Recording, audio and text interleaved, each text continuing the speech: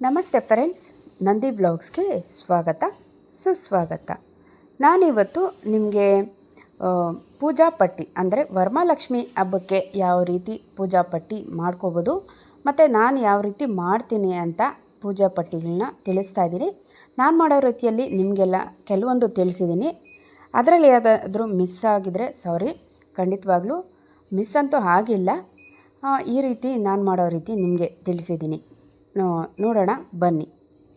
ನೋಡಿ, ಮೊದಲಿಗೆ ವರಮಹಾಲಕ್ಷ್ಮಿ ಪೂಜಾ ಪಟ್ಟಿ. ಹಾಗೆ ನೋಡಿ, ಸಾಮಗ್ರಿ ಅಂದರೆ ದೇವ್ರಿಗೆ ಪೂಜಾ ಸಾಮಗ್ರಿ. ಮೊದಲಿಗೆ ಅರಿಶಿನ, ಕುಂಕುಮ, ಅಗರಬತ್ತಿ, ಕರ್ಪೂರ ಮತ್ತು ಧೂಪ ಸಾಂಬ್ರಾಣಿ.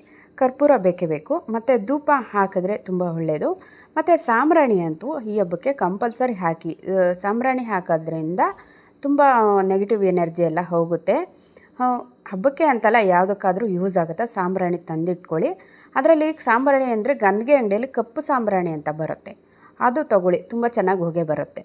ಮತ್ತು ತೆಂಗಿನಕಾಯಿ ಅಂದರೆ ಪೂಜೆಗೆ ಹೊಡಿಯೋದಕ್ಕೆ, ಪೂಜೆ ಆದಮೇಲೆ ಹೊಡಿತೀವಲ್ಲ ತೆಂಗಿನಕಾಯಿ, ಅದಕ್ಕೆ ನೀವು ಬೆಳಗ್ಗೆ ಒಂದು ತೆಂಗಿನಕಾಯಿ ಹೊಡಿತೀರೋ, ಸಾಯಂಕಾಲ ಒಂದು ತೆಂಗಿನಕಾಯಿ ಪೂಜೆ ಆದಾಗ ಹೊಡಿತೀರೋ, ಅದು ನಿಮ್ಮ ಇಷ್ಟಾನುಸಾರ ನೋಡಿಕೊಂಡು ತೊಗೊಳ್ಳಿ. ಮತ್ತು ಕಳಶದ ತೆಂಗಿನಕಾಯಿ, ಕಳಶಕ್ಕೆ ತೆಂಗಿನಕಾಯಿ ದಪ್ಪಗಿರೋದು ತೊಗೊಳ್ಳಿ ಆದಷ್ಟು.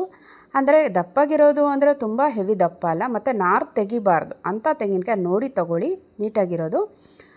ಮತ್ತು ನಿಮ್ಮ ಕಳಶದ ಚೊಂಬು ಅಥವಾ ಬಿಂದಿಗೆ ಯಾವ ರೀತಿ ಇರುತ್ತೋ ಸೈಜ್ ನೋಡಿಕೊಂಡು ಆ ರೀತಿ ತಗೊಳ್ಳಿ ತೆಂಗಿನಕಾಯಿ. ಮತ್ತು ನೋಡಿ, ಸಗಣಿ ಅಂದರೆ ನಾವು ಗಣೇಶನ ಪ್ರತಿಷ್ಠಾಪನೆ ಮಾಡಲೇಬೇಕು. ಯಾವುದೇ ವ್ರತ ಆಗಲಿ, ಪೂಜೆ ಆಗಲಿ, ಹಬ್ಬ ಆಗಲಿ, ಗಣೇಶನಿಲ್ದಿರ ಯಾವ ಪೂಜೆ ಆಗಲ್ಲ. ಹಾಗಾಗಿ ಗಣೇಶನಿಗೆ ಬದಲಾಗಿ ಪಿಳ್ಳಾರಾಯನು ಅಂತ ಮಾಡ್ತಾರೆ ಸಗಣಿಯಿಂದ. ಅಂದರೆ ತ್ರಿಭುಜ ಆಕಾರದಲ್ಲಿ, ಅಂದರೆ ಪಿರಮಿಡ್ ಶೇಪಲ್ಲಿ ಮಾಡಿ ಇಡ್ತಾರಲ್ವ, ನಿಮಗೂ ಗೊತ್ತಿರುತ್ತೆ. ಅದು ನೋಡಿ ತಿಳಿಸ್ತಾ ಇದ್ದೀನಿ. ಸಗಣಿಯಿಂದ ಮಾಡಿ. ಮತ್ತು ಅಕಸ್ಮಾತಾಗಿ ನಿಮಗೇನಾದ್ರು ಸಗಣಿ ಸಿಕ್ಕಿಲ್ಲ ಅಂದರೆ ಅರಿಶಿಣದಿಂದ ಆದರೂ ಮಾಡ್ಬೋದು. ಸಗಣಿಯಲ್ಲಿ ಮಾಡಿಟ್ಟರೆ ತುಂಬ ಶ್ರೇಷ್ಠ. ಮತ್ತು ಅದಕ್ಕೆ ಫಿಕ್ಸ್ ಮಾಡೋದಕ್ಕೆ ಗರಿಕೆ ಹುಲ್ಲು ಬೇಕಾಗುತ್ತೆ. ಗರಿಕೆ ಮತ್ತು ಸುಳಿ ಇರೋ ಬಾಳೆ ಎಲೆ, ಅಂದರೆ ದೇವರು ಕೆಳಗಡೆ ಹಾಕ್ತೀವಲ್ಲ, ಸುಳಿ ಇರೋ ಬಾಳೆ ಎಲೆ ನೋಡಿಕೊಂಡು ತೊಗೊಳ್ಳಿ. ಮತ್ತು ಕಳಶಕ್ಕೆ ಹಾಕುವ ಅಕ್ಕಿ. ಇವಾಗ ನೀವು ಕಳಶದ ಚೊಂಬು ಒಂದೇ ಇಡ್ತೀರಾ ಅಂದರೆ ಕಳಶಕ್ಕೆ ಹಾಕುವ ಅಕ್ಕಿ ಅಂದರೆ ನಾವು ಇವಾಗ ಒಂದು ಬಿಂದಿಗೆ ಇಟ್ಟು ಅದು ಬಿಂದಿಗೆಗೆ ಅಕ್ಕಿ ಹಾಕಿ ಇಡ್ತೀವಿ, ಅದ್ರ ಮೇಲೆ ಚೊಂಬಿಡ್ತೀವಿ. ಮತ್ತು ಬಾಳೆ ಎಲೆ ಮೇಲೆ ಸಹ ಹಾಕಬೇಕಾಗುತ್ತೆ, ಅಂದರೆ ಸುಳಿ ಇರೋ ಬಾಳೆ ಎಲೆ ಮೇಲೆ ಅಕ್ಕಿ ಸಹ ಹಾಕಬೇಕಾಗುತ್ತೆ. ಆ ಬಿಂದಿಗೆಗೆ ಮತ್ತು ಅಕ್ಕಿ ಹಾಕಬೇಕಾಗುತ್ತೆ, ಮತ್ತು ಬಾಳೆ ಎಲೆ ಮೇಲೆ ಸಹ ಅಕ್ಕಿ ಹಾಕಬೇಕಾಗುತ್ತೆ. ಅದಕ್ಕೆ ಬೇಕಾಗಿರೋವಂಥ ಅಕ್ಕಿ ಯಾವುದಾದ್ರೂ ತೊಗೊಳ್ಳಿ ನಿಮ್ಮ ಇಷ್ಟಾನುಸಾರ. ಹಾಗೆ ಮತ್ತು ಪೀಠ ಅಥವಾ ಮಣೆ ಸ್ಟ್ಯಾಂಡು, ಅಂದರೆ ದೇವ್ರನ್ನ ಕೂಡ್ಸೋಕ್ಕೆ ಪೀಠ ಬೇಕಾಗುತ್ತೆ ಅಥವಾ ಮಣೆ. ನೀವು ಸ್ಟ್ಯಾಂಡ್ ಇದೆ ಅಂದರೆ ಅದನ್ನು ಓಕೆ, ಸ್ಟ್ಯಾಂಡ್ ಆದರೂ ಓಕೆನಾ?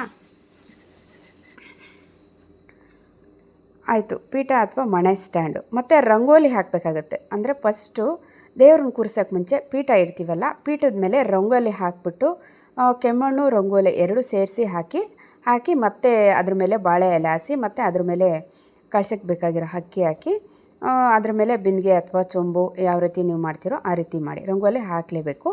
ಇಲ್ಲ ಟೇಬಲ್ ಇಡ್ತೀವಿ ಅಂದರೆ ಟೇಬಲ್ ಕೆಳಗಡೆನೋ ಟೇಬಲ್ ಮೇಲೆ ಸಹ ರಂಗೋಲಿ ಹಾಕಲೇಬೇಕು. ಅದಕ್ಕೆ ಬೇಕಾಗಿರೋದು ರಂಗೋಲಿ ಅಥವಾ ಕಲರ್ ಹಾಕಂಗಿದ್ರೆ ಓಕೆ. ಮತ್ತು ವೀಳೆ ಎಲೆ ಕಳಶಕ್ಕೆ ಅಂದರೆ ವೀಳ್ಯದ ಎಲೆ ಬೇಕಲ್ವ, ಕಳಶಕ್ಕೆ ಬೇಕಾಗಿರೋ ವೀಳೆ ಎಲೆ. ಅಥವಾ 5 ಇಡ್ತೀರೋ ನೀವು 9 ಇಡ್ತೀರೋ ಗೊತ್ತಿಲ್ಲ. ನಾನಂತೂ 5 ಕಳಶಕ್ಕೆ ಬೇಕಾಗಿರೋವಂಥ ಎಲೆ ನೀಟಾಗಿರೋದು ನೋಡಿ ತೊಗೊಳ್ಳಿ ಕಳಶಕ್ಕಂತೂ. ಮತ್ತು ಬಿಂದಿಗೆಗೆ ಹಾಕುವ ವಸ್ತು, ಬಿಂದಿಗೆಗೆ ನಾನು ಇಲ್ಲಿ 5 ಥರ ಹಾಕ್ತೀನಿ. ಅಂದರೆ ಬೆಳ್ಳಿ, ಬಂಗಾರ ಮತ್ತು ನಾಣ್ಯ, ಅಂದರೆ 1 ರೂಪಾಯಿ ಕಾಯಿನು ಅಥವಾ ಯಾವುದಾದ್ರೂ 5 ರೂಪಾಯಿ ಕಾಯಿನ, ಈ ರೀತಿ ಕಾಯಿನು 3 ಥರ. ಮತ್ತು ಅರಿಶಿನ, ಕುಂಕುಮ ನಾನು ಬಿಂದಿಗೆ ಒಳಕ್ಕೆ, ಅಂದರೆ ಕಳಶದ್ದು ಚೊಂಬಿರುತ್ತಲ್ಲ ಅದ್ರ ಒಳಕ್ಕೆ ಇಷ್ಟೇ ಹಾಕೋದು. ಬೆಳ್ಳಿ, ಬಂಗಾರ ಅಂದರೆ ಯಾವುದಾದ್ರೂ ನಿಮ್ಮದು ಮುಗ್ಬಟ್ಟು ಬಂಗಾರ ಅಂದರೆ ಅದು ನಡೆಯುತ್ತೆ, ಚೆನ್ನಾಗಿರೋದೆ ಅಂತಲ್ಲ. ಅಥವಾ ಯಾವುದಾದ್ರೂ ಪೀಸು ತಿರುಪನೋ ಯಾವುದಾದ್ರೂ ಇರುತ್ತಲ್ಲ ಅದಾದರೂ ಹಾಕ್ಬೋದು, ಬಂಗಾರ ಅಂತ ಲೆಕ್ಕ ಬರುತ್ತೆ. ಮತ್ತು ಉಂಗುರ ಇದ್ದರೂ ಸಹ ಹಾಕ್ಬೋದು. ಮತ್ತು ಬೆಳ್ಳಿ ಕಾಯಿನು, ಲಕ್ಷ್ಮಿ ಕಾಯಿನು ಇರುತ್ತೋ ಇಲ್ವೋ, ಗೆಜ್ಜೆ ಇರುತ್ತೆ ನೋಡಿ, ಕಾಲಿನ ಗೆಜ್ಜೆದು, ಆ ಥರ ಗೆಜ್ಜೆ ಸಿಂಪಲಾಗಿ ಅಂದರೆ ಆ ರೀತಿ ಸಹ ಹಾಕ್ಬೋದು. ಅದು ಬೆಳ್ಳಿ ಬಂಗಾರ ಲೆಕ್ಕ ಬರುತ್ತೆ. ಮತ್ತು ನಾಣ್ಯ, ಅರಿಶಿನ, ಕುಂಕುಮ ಮತ್ತು ಚಿಲ್ಲರೆ ಕಾಸು. ಚಿಲ್ಲರೆ ಕಾಸು ಬೇಕಾಗುತ್ತೆ, ಅಂದರೆ ಬಂದಿರೋರಿಗೆ ಅರ್ಶಿನ ಕುಂಕುಮ ಕೊಡೋದಕ್ಕೆ, ಮತ್ತು ದೇವರು ಇದಕ್ಕೆ ಅಂದರೆ ನಾವು ಮಡ್ಲಕ್ಕಿಗೆ ಅಂತ ಅರ್ಶಿನ ಕುಂಕುಮಕ್ಕೆ ಅಂತ ಇಡ್ತೀವಲ್ಲ ಅದಕ್ಕೂ ಬೇಕಾಗುತ್ತೆ ಚಿಲ್ಲರೆ ಕಾಸು. ಮತ್ತು ಅರಿಶಿನ ಕೊಂಬು ಅಂದರೆ ಬಿಂದಿಗೆಗೆ ಕಳಶಕ್ಕೆ ಚೊಂಬುಗೆ ಅಥವಾ ಬಿಂದಿಗೆಗೆ ಕಟ್ಟೋಕ್ಕೆ ಅರಿಶಿನ ಕೊಂಬು, ಮತ್ತು ನೂಲು ದಾರ ಅಂದರೆ ಅರಿಶಿನ ಕೊಂಬು ಕಟ್ಟೋಕ್ಕೆ ದಾರ ಬೇಕಲ್ವ, ಅದಕ್ಕೆ ನೂಲು ದಾರ ಅಥವಾ ದಾರದುಂಡೆ, ಹಸಿ ದಾರ, ಈ ರೀತಿ. ಗೆಜ್ಜೆ ವಸ್ತ್ರ ದೇವ್ರಿಗೆ ಹಾಕೋದಕ್ಕೆ, ಮತ್ತು ದೀಪಕ್ಕೆ ಹಾಕೋಕ್ಕೆ ಬತ್ತಿ, ಮತ್ತು ಗುಂಡು ಬತ್ತಿ ಅಂದರೆ ಆರತಿ ಮಾಡೋಕ್ಕೆ ನಾವು ಬೆಳ್ಳಿ ದೀಪ ಇಟ್ಟು ಆರತಿ ಮಾಡ್ತೀವಲ್ಲ ಅದಕ್ಕೆ ಬೇಕಾಗಿರೋಂಥ ಗುಂಡು ಬತ್ತಿ ಆರತಿಗೆ. ಮತ್ತು ಕಳಶದ ಚೊಂಬು ಮೇಯ್ನು ನೋಡಿ. ಇಲ್ಲಿ ಕಳಶದ ಚೊಂಬು ನಿಮ್ಮ ಇಷ್ಟ, ನಿಮ್ಮ ಮನೇಲಿ ಬೆಳ್ಳಿ ಇದ್ದರೆ ಇಟ್ಕೊಳ್ಳಿ, ಇಲ್ಲ ತಾಮ್ರ ಹಿತ್ತಾಳಿ ಇಟ್ಕೊಳ್ಳಿ, ತಾಮ್ರದಾಗಲಿ ಹಿತ್ತಾಳಿದಾಗಲಿ ಇಟ್ಕೊಳ್ಳಿ. ಬೆಳ್ಳಿ ಇಲ್ಲ ಅಂದರೆ ಬೇರೆ ಸ್ಟೀಲಿಂದೆಲ್ಲ ಇಡಕ್ಕೆ ಹೋಗ್ಬೇಡಿ, ಆದಷ್ಟು ನೋಡ್ಕೊಳ್ಳಿ. ಮತ್ತು ಲಕ್ಷ್ಮಿ ಫೋಟೋ, ನಾನು ಲಕ್ಷ್ಮಿ ಫೋಟೋ ಇಡ್ತೀನಿ ಸೈಡಲ್ಲಿ, ಹಾಗೆ ಲಕ್ಷ್ಮಿ ಫೋಟೋ. ಮತ್ತು ಈ ಬಿಂದಿಗೆಗೆ ಕೋಲು ಅಥವಾ ಸ್ಟಿಕ್ಕು, ನಾವು ಸೀರೆ ಉಡ್ಸೋದಕ್ಕೆ ಕೋಲು ಬೇಕಾಗುತ್ತಲ್ಲ, ಕೋಲು ಅಥವಾ ಸ್ಟಿಕ್ಕು ಈ ರೀತಿದು ಒಂದು. ಮತ್ತು ಅದು ನಾವು ಸೀರೆ ಉಡ್ಸೋದಕ್ಕೆ ಬೇಕಾಗುವಂಥ ಬಟ್ಟೆ ಪಿನ್ನು, ಗುಂಡು ಪಿನ್ನು, ಅಂದರೆ ಸೀರೆ ಉಡ್ಸೋದಕ್ಕೆ ಬಟ್ಟೆ ಪಿನ್ನು ಬೇಕಾಗುತ್ತೆ, ಗುಂಡು ಪಿನ್ನು ಬೇಕಾಗುತ್ತೆ. ಮತ್ತು ನಾವು ಕ್ಲಿಪ್ಸ್ ಬರುತ್ತೆ ನೋಡಿ, ಬಟ್ಟೆ ಒಣಗಾಕ್ತಿರಲ್ಲ ಆ ಕ್ಲಿಪ್ಸು ಬೇಕಾಗುತ್ತೆ. ಮತ್ತು ಸೀರೆ ಬ್ಲೌಸು, ಅಂದರೆ ದೇವ್ರಿಗೆ ಉಡ್ಸೋದು ಸೀರೆ ಬ್ಲೌಸು ಎರಡೂ ಇಡಬೇಕಾಗತ್ತೆ ದೇವ್ರಿಗೆ. ನಾವು ಸಪ್ರೇಟಾಗಿ ಬ್ಲೌಸ್ ಪೀಸ್ ಇಟ್ಟಿರ್ತೀರ ಅದು ಬೇರೆ, ಮತ್ತು ಸೀರೆ ಬ್ಲೌಸು ಎರಡೂ ಇಡಬೇಕಾಗತ್ತೆ, ಇದೇ ಬೇರೆ. ಮತ್ತು ತಟ್ಟೆ ದೇವ್ರಿಗೆ ಕೆಳಗಡೆ ಇಡೋಕ್ಕೆ ತಟ್ಟೆ, ಮತ್ತು ಹಣ್ಣುಗಳಿಡೋಕ್ಕೆ ತಟ್ಟೆಗಳು ಒಂದು 5-9, ಮತ್ತು ಹೂವು ಇಡೋಕ್ಕೆ ತಟ್ಟೆ, ಈ ರೀತಿ ಬಳೆಗಳಿಡೋಕ್ಕೆ ಈ ರೀತಿ. ಮತ್ತು ಗಂಜಲ ಅಂತೂ ಬೇಕೇ ಬೇಕು. ಮಡಿ ನಾವೆಷ್ಟೇ ನೀಟಾಗಿ ಕ್ಲೀನಾಗಿ ಮಾಡಿದರೂ ಕೂಡ ಗಂಜಲ ಚುಮ್ಮಿಸಿ ಹಬ್ಬ ಮಾಡೋದ್ರಿಂದ ತುಂಬಾ ಒಳ್ಳೆಯದು. ಮತ್ತು ನೋಡಿ, ಇಲ್ಲಿ ಪೂಜಾ ಸಾಮಗ್ರಿಗೆ ದೇವ್ರ ನೈವೇದ್ಯಕ್ಕೆ ಒಬ್ಬಟ್ಟು ಅಥವಾ ದೇವ್ರ ನೈವೇದ್ಯಕ್ಕೆ ನೀವೇನು ಇಡ್ತೀರೋ ಒಬ್ಬಟ್ಟು ಮೇಯ್ನಾಗಿ ಬೇಕಾಗುತ್ತೆ. ಮತ್ತು ತುಪ್ಪ, ಒಬ್ಬಟ್ಟಿಗೆ ಹಾಕುವಂತಹ ತುಪ್ಪ ಹಾಕಿನೇ ಇಡಿ. ಮತ್ತು ತುಪ್ಪದ ದೀಪ ಹಚ್ಚೋಕ್ಕೂ ತುಪ್ಪ ಬೇಕಾಗುತ್ತೆ. ಮತ್ತು ಎಣ್ಣೆ, ದೀಪ ಹಚ್ಚೋದಕ್ಕೆ ಎಣ್ಣೆ ಬೇಕಾಗುತ್ತೆ. ಮತ್ತು ನೋಡಿ, ಇದೆಲ್ಲ ಸೇರಿಸಿ ಇದೆಲ್ಲ ಹಚ್ಚೋದಕ್ಕೆ ನಾವು ಬೆಂಕಿಪಟ್ಟಣ ತರೋದೇ ಮರ್ತೋಗ್ಬಿಡ್ತೀರಿ, ಹಾಗಾಗಿ ಬೆಂಕಿಪಟ್ಟಣ ಬೇಕಾಗುತ್ತೆ. ಮತ್ತು ಬಾಳೆಕಂಬ 2-4 ಇಡ್ತಿರೋ ಹೇಗೆ ನಿಮ್ಮ ಅನುಕೂಲ, ಆದರೆ ಮಿನಿಮಮ್ 2 ಇಡಲೇಬೇಕು. ಮತ್ತು ಮುಖವಾಡ, ದೇವ್ರ ಮುಖವಾಡ ಬೆಳ್ಳಿದೋ ಅಥವಾ ಬ್ರಾಸೋ ಅಥವಾ ಮಣ್ಣಿಂದೋ ಯಾವುದಾದ್ರೂ ಸರಿ.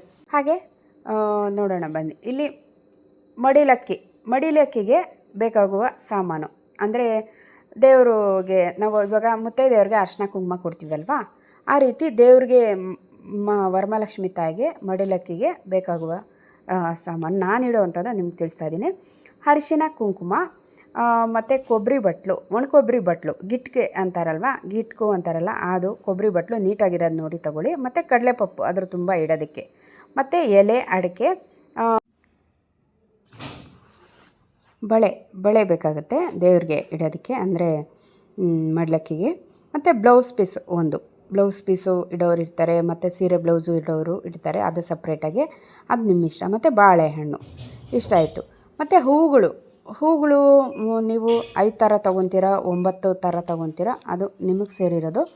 ಹೂಗಳಂತೂ ಅದರಲ್ಲಿ ಒಂದು ಬೇಕಾಗಿರುವಂಥದ್ದು ತಾವರೆ ಹೂವು ಬೇಕು. ಮತ್ತು ಗೇದೆಗೆ ಅಂತಾರೆ, ಅಂದರೆ ತಾಳೆ ಹೂವು, ಇದಂತೂ ತುಂಬಾ ಶ್ರೇಷ್ಠ, ತಾಳೆ ಹೂವು ಮಿಸ್ ಮಾಡಬೇಡಿ. ಮತ್ತು 5 ಥರ ಹೂವು ನಾನು ತಿಳಿಸ್ಕೊಟ್ಟಿದ್ದೀನಿ ನಿಮಗಿಲ್ಲಿ. ಮಲ್ಲಿಗೆ ಹೂವು, ಕನಕಾಂಬರಿ, ಮತ್ತು ಕಲರ್ ಶಾಮಂತಿ ಹೂಗಳಲ್ಲಿ ಸುಮಾರು ಕಲರ್ಗಳು ಬರ್ತವೆ, ಅದಾದರೂ ಆಗ್ಬೋದು, ಮತ್ತು ಹಳದಿ ಬಣ್ಣದ್ದಾದರೂ ಆಗ್ಬೋದು. ಈ ರೀತಿ 5 ಹೂಗಳು ಬೇಕಾಗುತ್ತೆ. ಮತ್ತು ತಿಂಡಿಗಳು ದೇವ್ರ ಮುಂದೆ ಇಡೋದಕ್ಕೆ 5 ಥರ ಅಥವಾ 9 ಥರ ತಿಂಡಿಗಳು ನಿಮ್ಮ ಇಷ್ಟ ಎಷ್ಟು ಬರುತ್ತೋ ನೋಡಿ. ನಾನು ಮನೆಯಲ್ಲೇ ಮಾಡಬಹುದಂಥ ತಿಂಡಿಗಳು ತಿಳಿಸಿದ್ದೀನಿ ಇಲ್ಲಿ. ನೀವು ಹೊರಗಡೆಯಿಂದ ತಂದಿಡೋದಾದರೆ ಅದು ನಿಮ್ಮ ಇಷ್ಟಾನುಸಾರ. ಮನೆಯಲ್ಲೇ ಮಾಡ್ಬೋದಾದ ತಿಂಡಿಗಳು ಇಲ್ಲಿ 9 ಬಗೆ ತಿಳಿಸಿದ್ದೀನಿ. ನಾನು 5 ಥರ ಇಡ್ತೀನಿ ದೇವ್ರ ಮುಂದೆ. ಅದರಲ್ಲಿ ಒಂದಾದ ಚಕ್ಲಿ, ಮತ್ತು ನಿಪ್ಪಟ್ಟು, ಕರ್ಜಿಕಾಯಿ, ಮೈಸೂರು ಪಾಕು, ರವೆ ಉಂಡೆ, ಕಡಲೆ ಉಂಡೆ ಅಂದರೆ ಕಡಲೆಬೀಜ ಕಡಲೆಪಪ್ಪು ಹಾಕಿ ಮಾಡ್ತೀವಲ್ಲ ಅದು ಉಂಡೆ, ಕೊಬ್ಬರಿ ಮಿಠಾಯಿ, ಮತ್ತು ಕೋಡುಬಳೆ, ಮತ್ತು ಕೊಬ್ಬರಿ ಉಂಡೆ ಅಂದರೆ ತೆಂಗಿನಕಾಯಿಯಿಂದ ನೋಡಿ ಕೊಬ್ಬರಿ ಮಿಠಾಯಿ ಮಾಡ್ಬೋದು, ಕೊಬ್ಬರಿ ಉಂಡೆನೂ ಮಾಡ್ಬೋದು. ಈ ರೀತಿ 2 ಥರ ಸ್ವೀಟ್ಸ್ ಆಗುತ್ತೆ. ಮತ್ತು ನೋಡಿ ಇಲ್ಲಿ ಹಣ್ಣುಗಳು 5 ಥರ ಅಥವಾ 9 ಥರ ಯಾವುದಾದ್ರೂ ಸರಿ, ನಿಮ್ಮಿಷ್ಟ. ನಾನಂತೂ ಇಲ್ಲಿ 5 ಥರ ಇಡ್ತೀನಿ. ಮೊದಲಿಗೆ ಮೇಯ್ನ್ ಆಗಿರುವಂಥದ್ದು ಬಾಳೆಹಣ್ಣು. ಬಾಳೆಹಣ್ಣು ಮತ್ತು ಮಾವಿನ ಹಣ್ಣು. ಇವಾಗ ಸೀಸನಲ್ಲಿ ಆಗಿರೋದ್ರಿಂದ ಮಾವಿನ ಹಣ್ಣು ಬೇಕೇ ಬೇಕು. ಬೇಕೇ ಬೇಕು ಅನ್ನೋದಕ್ಕಿಂತ ಇಟ್ಟರೆ ಒಳ್ಳೆಯದು, ಸೀಸನಲ್ಲಲ್ವಾ. ಅದರಲ್ಲೂ ತುಂಬ ಈಸಿಯಾಗಿ ಸಿಗುತ್ತೆ ಒಳ್ಳೆಯ ರೇಟಲ್ಲಿ. ಮತ್ತು ಪೈನಾಪಲ್ಲು ಆ ಕಡೆ ಈ ಕಡೆ ಡೆಕೋರೇಷನ್ಗೆ ಅಂತ ಇಡೋಕ್ಕೂ ತುಂಬ ಚೆನ್ನಾಗಿರುತ್ತೆ, ಮತ್ತು ಅದು ಒಂದು ಹಣ್ಣಿನ ಲೆಕ್ಕಕ್ಕೂ ಬರುತ್ತೆ. ಸೀಬೆಹಣ್ಣು 4ನೇದು, ಆಪಲ್, ಮತ್ತು 6ನೇದು ಕಿತ್ತಳೆ ಹಣ್ಣು, ಮತ್ತು ದ್ರಾಕ್ಷಿ ಅಂತೂ ನೀವು ಒಂದು ಗುತ್ತಿ ತೊಗೊಂಡ್ರೂ ಸಾಕಾಗುತ್ತೆ. ಅದು ತಟ್ಟೆ ತುಂಬ ಇರುತ್ತೆ. 1/4 kg ತೊಗೊಂಡ್ರೂ ನಡೆಯುತ್ತೆ, ಅದಂತೂ ಮಿಸ್ ಮಾಡಬೇಡಿ. ಸಪೋಟ ಮತ್ತು ದಾಳಿಂಬೆ, ಇಷ್ಟು ನೋಡಿ ಹಣ್ಣುಗಳು. 5 ರೀತಿ ಇಡ್ತೀರೋ 9 ರೀತಿ ಇಡ್ತೀರೋ, ನಾನು 9 ರೀತಿ ತಿಳಿಸ್ಕೊಟ್ಟಿದ್ದೀನಿ ನಿಮಗೆ. ನಿಮ್ಮ ಇಷ್ಟ, 5 ರೀತಿ ಇರ್ತೀರೋ 9 ರೀತಿ ಇಡ್ತೀರೋ, ನಿಮ್ಮ ಮನೆ ಪದ್ಧತಿ ಪ್ರಕಾರ ಈ ರೀತಿ ಇಟ್ಕೊಳ್ಳಿ. ಇದರಲ್ಲಿ ಸ್ವಲ್ಪ ಸಣ್ಣ ಪುಟ್ಟ ತಪ್ಪುಗಳಾಗಿರೋದನ್ನ ಚಿತ್ತು ಮಾಡಿದ್ದೀನಿ, ದಯವಿಟ್ಟು ಸಾರಿ. ನನಗೆ ಗೊತ್ತಿರೋ ಅಷ್ಟು ನಿಮಗೆಲ್ರಿಗೂ ತಿಳಿಸಿದ್ದೀನಿ. ಅಕಸ್ಮಾತಿಗೆ ಏನಾದರೂ ಮಿಸ್ ಆಗಿದ್ದರೆ ನೋಡ್ಕೊಳ್ಳಿ. ಇದಾಗಿತ್ತು ಇವತ್ತಿನ ಪೂಜಾ ಸಾಮಗ್ರಿ ವಿಡಿಯೋ. ಇನ್ನೊಂದು ಹೊಸ ವಿಡಿಯೋ ಜೊತೆ ನಿಮ್ಮೊಂದಿಗೆ ಇರ್ತೀನಿ. ಅಲ್ಲಿವರೆಗೂ ವೀಕ್ಷಿಸಿದವರೆಲ್ಲರಿಗೂ ಧನ್ಯವಾದಗಳು.